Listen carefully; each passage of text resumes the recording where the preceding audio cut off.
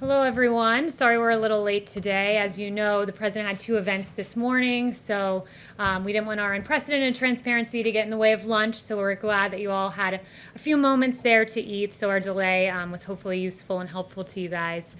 I have an announcement on the Trump administration's unwavering support for our farmers. Today, Secretary of Agriculture Sonny Perdue and Senior Advisor Ivanka Trump announced the launch of the Farmers to Families Food Box Program. This is a $3 billion program to support farmers and provide food to our most vulnerable communities. Senior Advisor Ivanka Trump and Secretary Perdue are doing very good work.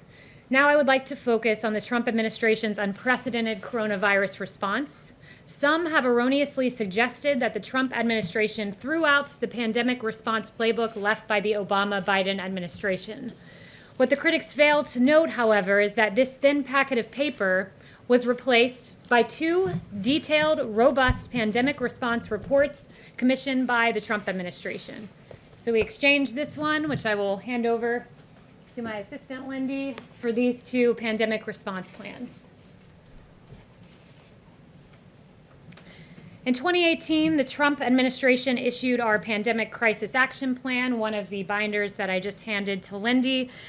Further, from August 13th to the 16th, the Trump administration conducted the Crimson Contagion 2019 functional exercise. This was a pandemic stimulation to test the nation's ability to respond to a large-scale outbreak. In January of 2020, HHS issued the Crimson Contagion 2019 Functional Exercise After Action Report. That was one of the additional documents that I just handed over. This exercise exposed the shortcomings in legacy planning documents which inform President Trump's coronavirus response beginning as early as January. And those legacy planning document shortcomings were, in fact, the papers that I just handed over that were provided to us by the Obama-Biden administration. For example, President Trump's Crimson After Action report highlighted that the Obama-era policy directive from November 2016, quote, and I'm quoting from the document, does not provide the requisite mechanisms or processes to effectively lead the coordination of the federal government's response. Instead, President Trump established the White House Coronavirus Task Force and put Vice President Pence in charge of the interagency response. These were effective decisions, and they undoubtedly enhanced our response to the coronavirus.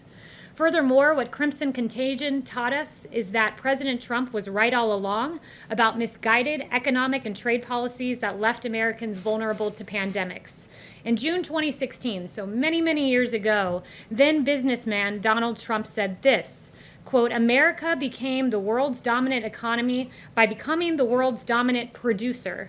I have visited cities and towns across this country where a third or even half of manufacturing jobs have been wiped out in the last 20 years. Today, we import nearly 800 billion more in goods than we export. This is not some natural disaster. It is politician-made disaster. That was then candidate Trump, who has now implemented those policies as President Trump. And this forward-thinking vision contrasted with that of President Obama, who said, quote, Trump just says, well, I'm going to negotiate a better deal. Well, how exactly are you going to negotiate that? What magic wand do you have? That magic wand was ripping up the Trans-Pacific Partnership. It was ripping up NAFTA. It was replacing it with the U.S.-Mexico-Canada agreement, a great deal for our automakers and our farmers. And it was ending China's predatory trade policies and negotiating a historic Phase 1 China deal. That is what this president has done. Yesterday, President Trump went to Allentown, Pennsylvania, and visited Owens & Minor, Inc. This was a clear example of domestic manufacturing at work. You saw this administration taking action to restructure and secure our stockpile of medical supplies. President Trump released a plan to restructure the Strategic National Stockpile yesterday, and he signed an executive order providing the authority to ensure America is producing critical goods necessary to build up our strategic stockpiles. The president's trip was an example of what he's been saying all along, that America must manufacture, that America must produce here in our interior. Additionally, the president launched Project Airbridge to bring supplies from all over the world to support America's frontline healthcare workers.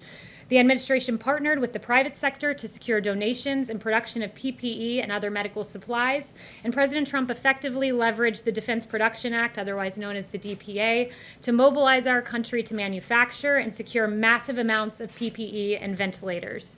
Through Project Airbridge to date, more than 1.4 million N95 respirators have been delivered, as well as 921 million gloves, 17.1 million surgical gowns, and more. The Trump playbook and the whole of America response to this pandemic has far exceeded what this administration inherited. And finally, President Trump took action before the pandemic to anticipate and game plan such scenarios. President Trump streamlined the National Security Council in 2018 by creating a Counter-Proliferation and Biodefense Directorate.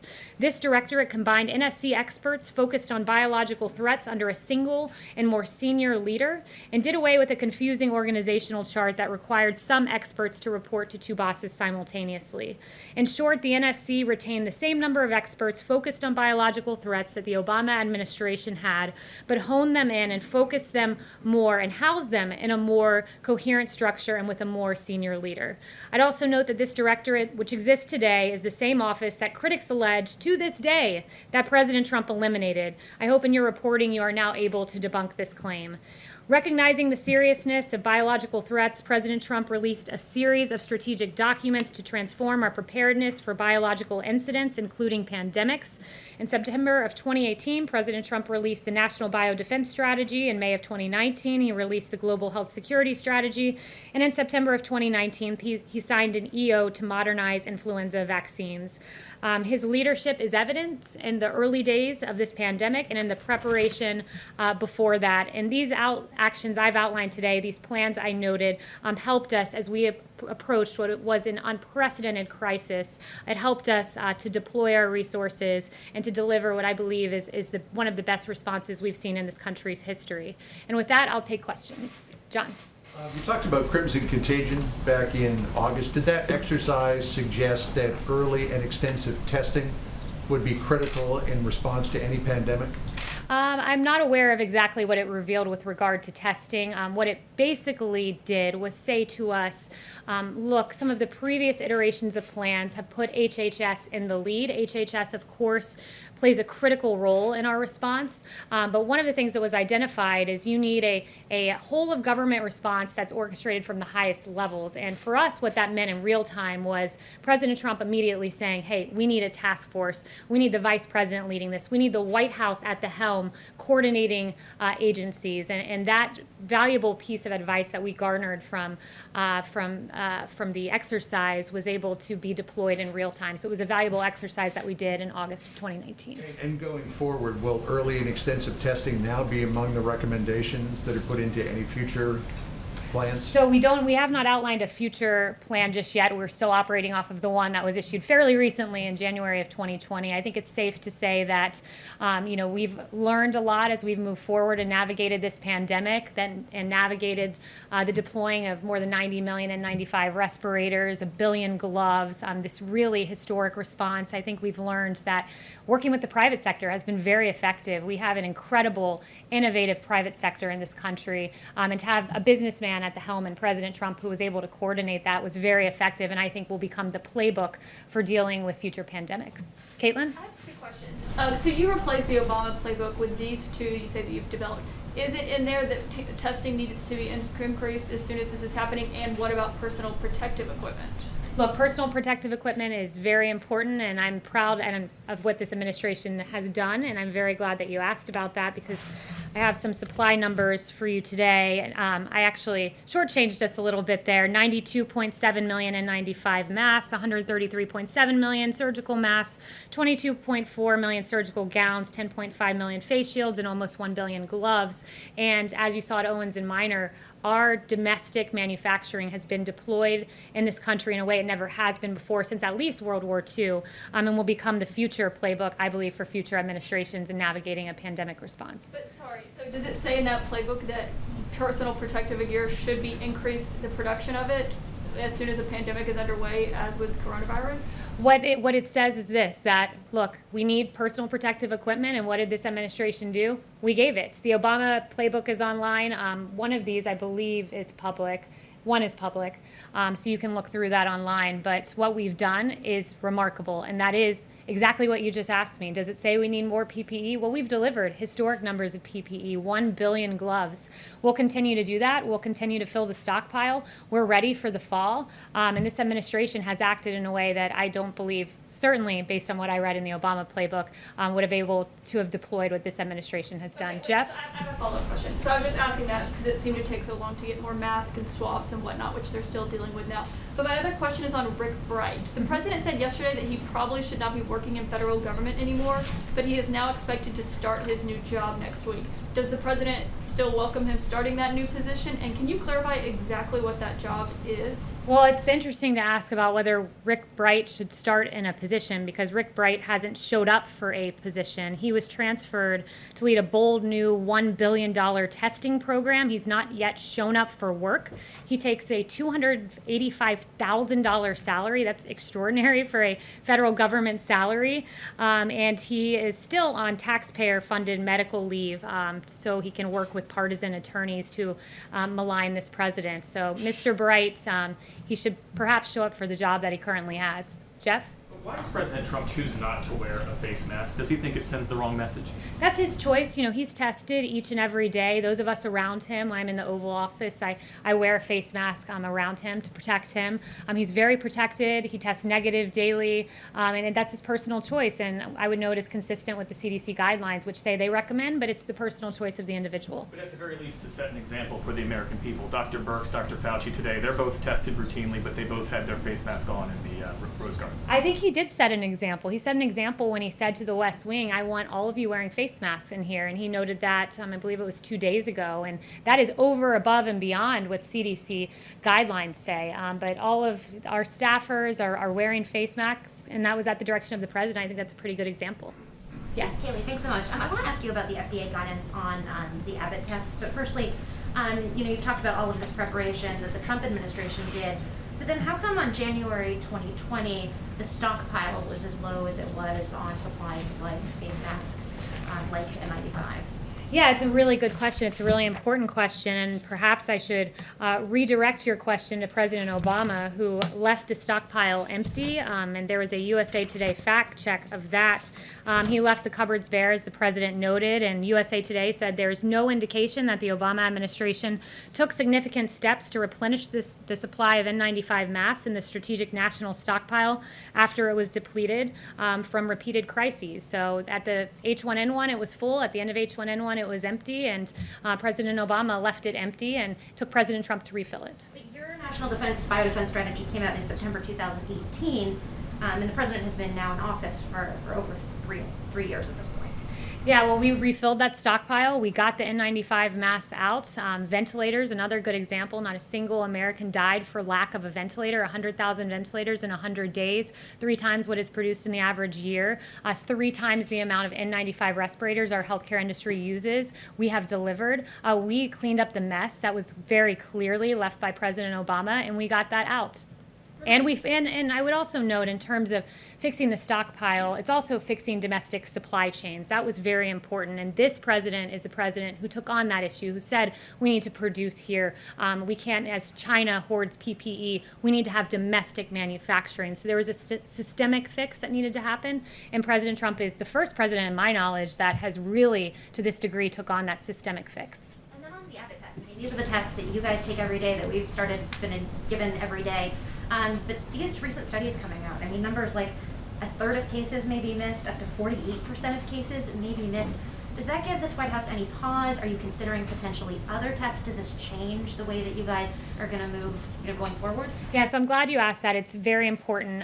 When the FDA gets any information that calls into question a test, they put it out there. It's incumbent upon them to make sure the American people have up-to-date information. Dr. Hahn, I spoke with him this morning. I actually spoke with him several times. He said we continue to recommend the tests. Secretary Azar says we have confidence in the test, otherwise it wouldn't be out on the market. That being said, they take any indication of false negatives very seriously. Some of these studies, Secretary Azar says he believes there was user error in them, meaning that the time transporting them might have affected the accuracy of the test. But to that end, what the FDA has said is that any negative test results that are not consistent with the patient's clinical signs, so if you're coughing, you get a negative test, it's an Abbott test, you should consider getting a second test. That's the guidance as of now.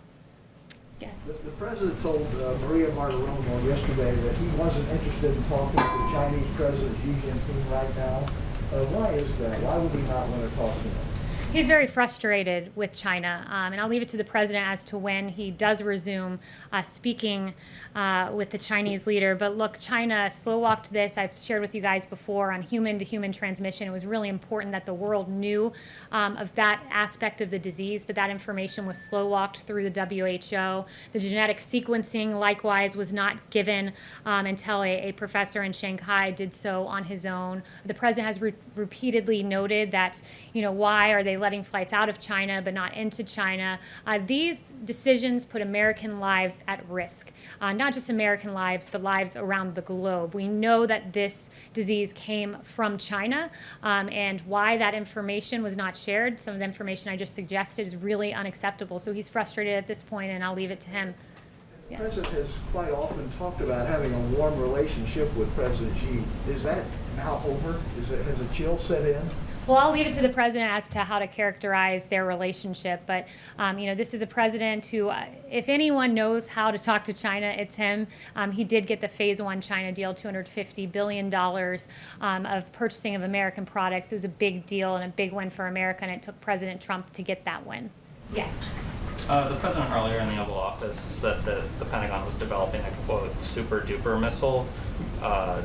Pentagon was asked about that shortly after the president made his remarks and declined to comment, referring it back to the White House. So I'm wondering if you can say what the president was describing. Yeah, I would just refer you back to the president remarks in the Pentagon. I don't have any new information on that at this point. Yes. Can you clarify, Kayleigh, when did the administration start replenishing the stockpile of PPE? And does that report get into that? The president immediately, when it was necessary to get more PPE for America's healthcare workers, immediately went into action. And I've listed out for you all of the results of those actions, which have been extraordinary, greatest mobilization of the private sector since World War II. And I would also note, I do have some new information. Taken before January 2020 regarding PPE and trying to replenish that? I did talk to Secretary Azar a little bit about this yesterday, and one of the things Secretary Azar said to me is, when we got to the federal government, we were on the brink of, we were in very hostile confrontations with several powers because of the Obama administration's foreign policy, and there were real bioterrorism threats, and that was the immediate threat that the administration focused on in terms of the stockpile. And immediately when it became clear a pandemic was the concern over bioterrorism, we transitioned as quickly as humanly possible and filled the empty cupboards left by President Obama. And I do have, if I can find it in here, some new information on ventilators just to show how extraordinary this administration's effort was on the stockpile, that we've shipped 766 ventilators overseas to our partners because no one here has died for the lack of a ventilator. So we've done so well and overperformed so much. We can say that we've committed over 15,000 ventilators to 40 countries by the end of July because that is American ingenuity. That is the government of President Trump, and that is the unprecedented partnership of this government and the private sector. Yes. Switching gears for just a moment, also in his interview with Maria Bartiromo the other day, the president suggested that people should be jailed for what he said earlier in the week was a very obvious crime. You're an attorney and the president's spokesperson. Perhaps you could lay out the elements of this crime. What crime was committed and in what way? I assume you're referring to the Obama administration and the unmasking and... What the president calls Obamagate. What is it? What are the elements of that crime? Yeah, I'm really glad you asked because there hasn't been a lot of journalistic curiosity on this front, and I'm very glad that you asked this question. Look, there were a number of questions raised by the actions of the Obama administration. The Steele dossier, funded by the Democratic National Committee, the opposition political party to the president, was used to attain FISA warrants to listen in on conversations of people within the Trump campaign.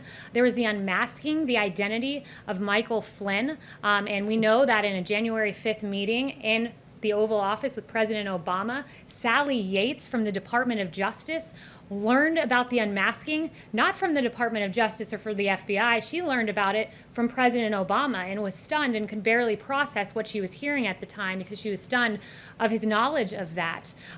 We know that there was a lot of wrongdoing in the case of Michael Flynn. The FBI notes, for instance, that said, should we, quote, get him to lie as they pontificated their strategy. We know that the identity of this 3-decade general was leaked to the press, a criminal leak to the press of his identity in violation of his Fourth Amendment rights. These are very serious questions. They've been ignored by the media for far too long, and I'm very glad that I think that is the second question that I have fielded on Lieutenant General Michael Flynn, because justice does matter. Those questions, they matter. To be clear, I heard you mention one thing you said was criminal, and that was what? The one thing that I've said that was criminal? The leaking of his name and the very real questions that have been raised. But if you want to start talking about wrongdoing in the administration, happy to go through Andy McCabe leaking to the Wall Street Journal and then lying about it. Happy to talk about James Clapper lying before Congress, saying the NSA does not monitor phone calls. That was an inaccuracy, to say the least, if not a lie. And John Brennan telling Congress that the bogus Steele dossier played no role in the Russia probe, when in fact we know it did and was the basis of attaining FISA warrants. So there's a lot of mistruths there that were said, many of them under oath. So I would point you to those and the many other real questions that I hope you all will pursue. So is the president's view that those people should be jailed, the people you just mentioned? I never said that. Those are your words, not mine. But perhaps you should look into it and get me some answers. That is, after all, the job. That is, after all, the job of reporters, to answer the very questions that I've laid out, and I hope you guys will take the time to do it. And I also find it interesting, if we want to start talking about fabrication of crimes, we can litigate that case pretty publicly with James Clapper, who said what President Trump did with Russia pales, that Watergate paled in comparison. We can talk about Eric Swalwell lying and saying President Trump was working on behalf of the Russians. We can talk about Hakeem Jeffries lying and saying the president was a Russian asset. We can talk about Schiff saying there was ample evidence of collusion in plain sight when in fact there was not. We can talk about Mark Warner saying there's enormous amounts of evidence of collusion. We can talk about a CNN historian who said there was a smell of treason in the Trump-Russia probe when in fact for 3 years you all talked about collusion and there was none. And it was a huge injustice, not just to this administration, but to the American people who deserve truth, not the alleging of absolutely false allegations against this president. Yes. Thank you, France has Kayleigh. pushed back against the comment by the CEO of Sanofi that the United Sorry, 1 second. I can't really. So I'll get to you next. Go ahead. France has pushed back by a comment by the CEO of Sanofi that the United States would be first in line for a vaccine if that firm develops because of initial funding by BARDA. Does the administration think that the United States should receive the first doses if Sanofi does discover that vaccine? I haven't spoken to the president about that, so I don't have any announcements on that front. But yes, back there, and then I'll come up to you. Okay. Thank you, Kayleigh. 2 brief questions. First, a follow-up to Steve's question regarding China. 48 hours ago, the Federal Retirement Thrift Investment Board followed the president's suggestion and cut off any investment of federal pensions for civilian and military workers into China on their markets, therefore cutting off funds that would be invested in state-run companies. Will the president now urge private sector businesses, and I think of BlackRock, which is invested in 137 Chinese companies, to follow this example and get out of investing in China? Well, I can't give any information about what the president will or will not do next, but it's a really important topic. And I would just say that the president's decisive move to halt plans for investing TSP funds into Chinese companies was the right call. It protects our military, federal employees from risky investments, and avoids funding Chinese defense contractors. And this action halts plans to invest military federal employees' retirement funds of $4.5 billion in Chinese equity. So it was an important move by the president, but in terms of future action on this front, I would leave that to the president. Yes. My other question was, in Turkey recently, there's been talk that President Erdogan would like the assistance of President Trump with the currency in Turkey, which is in very bad condition. Will there be any U.S. support of the Turkish currency, or does he think Mr. Erdogan should apply for an IMF loan. And I don't have any information on that front either as to his future actions with regard to Turkish currency. Yes. Thank you, Kayleigh. So the president has called for transparency in the what he calls Obamagate. Is he willing to declassify the transcript of General Flynn's call to Sergei Kislyak so everyone can see what was said on that call? I've not asked him that. What I know that he would like to see right now is the lost 302. Apparently lost 302. We know 302 is a summary of an interview that the FBI did with Michael Flynn that has apparently gone missing. So we would really be quite curious to see what transpired in that 302 after the FBI pontificated, quote, getting Flynn to lie so that they could get him fired or prosecuted. Yes. Thank you, Kayleigh. When will the White House open talks with House Speaker Pelosi and Minority Leader Schumer on the HEROES Act? Have there been any informal talks occurring? And does the White House support more aid to state and local governments as part of that package? So the president has said that he would talk about state and local aid, but it cannot become a pretext for bailing out blue states that have gotten themselves into financial trouble. So while he's open to discussing it, he has no immediate plans to move forward with the phase 4. He said something he's looking at, but he wants to take some time to consider what should be in it. The Pelosi bill has been entirely unacceptable. For instance, one of the things that I found really funny in her bill was she requires that the president appoint a medical supply response coordinator who would serve at as the point of contact for the healthcare system, supply chain officials, and states on medical supplies. I don't know if Speaker Pelosi has just not been paying attention while she's been out in California, and we've been here working, but I happened to be sitting by this so-called medical supply response coordinator on Air Force One yesterday. He's been around for quite some time.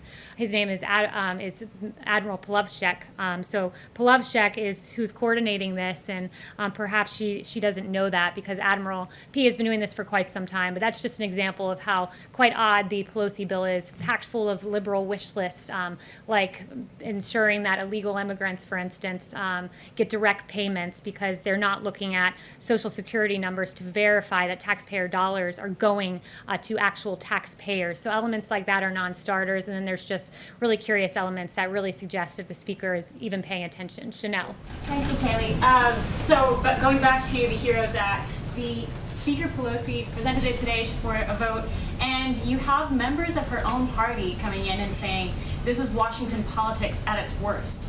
Does the White House get a sense that members of the Democrat Party are starting to grow less confident in Pelosi's leadership during this pandemic? Have you been communicating with anybody on the Democrat side? So I haven't spoken to them directly, but I have seen some of the comments you're talking about, and it certainly would suggest that. I mean, we're in the middle of a pandemic, and what is Nancy Pelosi doing? She's saying she's exploiting the crisis and pushing for mass mail-in voting, even though we know it's more susceptible to voting fraud. I mean, we're in the middle of a pandemic, and this is what she's interested in pushing, instead of talking about real measures like the payroll tax, which would be a tax break for low and middle income Americans. She's interested in removing the threshold for state and local tax deductions, which would essentially be a huge win for billionaires in California and New York. So it's really interesting right now that you have the party that says they're for working Americans saying let's remove this state and local tax threshold so that millionaires and billionaires get big payouts in states like California and New York. And you have the Republican Party and the party of President Trump saying let's lower the payroll tax so that low-income Americans who pay more payroll taxes than they do income taxes get a tax break. It's really interesting, the current posture of the two parties.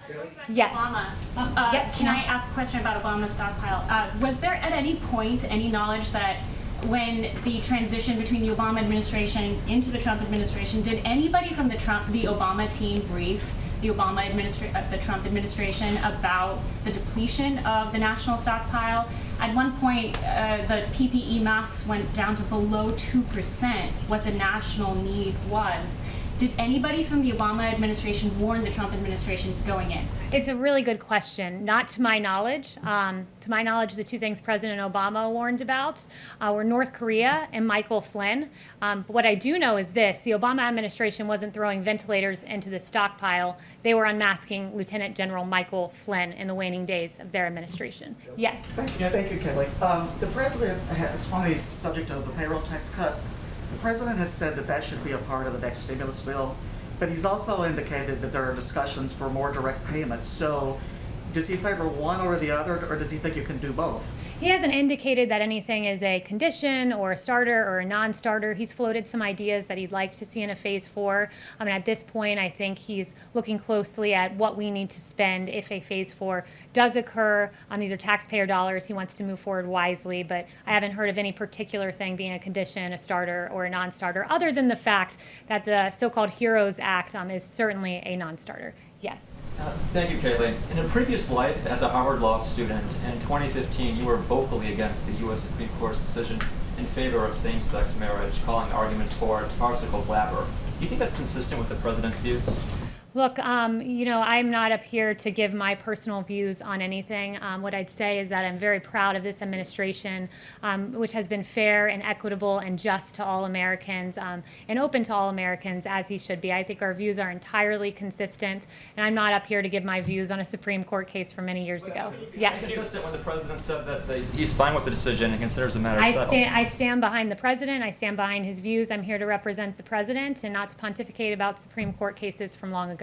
Yes. President Trump Supreme Court case. I want to get in really quickly just to follow up. There's any day now there's going to be another decision from the Supreme Court related to LGBTQ rights on whether federal civil rights law covers LGBTQ people. Is the administration doing any sort of contingency planning for that decision? Look, I'm not going to get ahead of the Supreme Court or give a Supreme Court case projection or outcome. It's not my position to do that, so I have no information for you on that at this time. Yes. President Trump has just tweeted that U.S. is going to donate ventilators to India. Do you know how many numbers of ventilators U.S. is donating to India? I don't know that, but the president just extolled our great relationship with India. India has been a great partner to us for quite some time, and I'm encouraged to hear about the ventilators to India. It's one of the several countries I noted that will be getting ventilators because this president has done so well on ventilators, 100,000 in 100 days, that we are able to repurpose them and send them around the world. And John. Recently, Pew Research Center said that most of the Indian Americans tend to vote for the Democrats. Since President has made an outreach to the Indian Americans community in the last 4 years. I didn't hear the first part of your question. Can you just say that again? Research survey has recently come out with a report which says that most of the Indian Americans mostly vote for the Democrats, not the Republicans. Do you agree with the assessment? Look, that would be a question for the campaign, so I'd refer you to the campaign on that Pew poll. Yes. The president has said before, Kayleigh, that he would like to see 100 million doses of a viable vaccine by the fall, then 300 million by January. Today, he didn't mention 100 million by the fall, but he did mention hopefully getting a vaccine by the new year. Is he tempering expectations of what might be possible?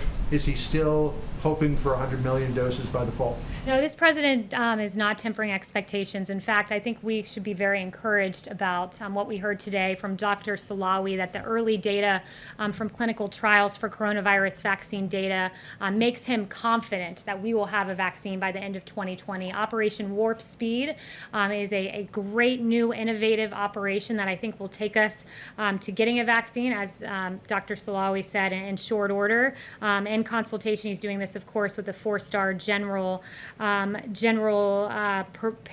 is his name, and it's going to be a great effort. And I think by the fall we will see one, as has been predicted. This president wants to see one processed as fast as humanly possible, and I would note that he got us into phase 1 clinical trial faster than Dr. Fauci had ever seen in the history of his career, and that's because this president has really put the fire under the private sector and under the FDA to get 92 emergency use authorizations for testing, get to phase 1 clinical trial faster than ever before, and we can thank President Trump for being at the helm of all of this. Thank you all. I think I got like 2 questions from each of you, so I enjoyed speaking with you all. Have a great weekend, and I like your pink blazer, Caitlin. Thank you.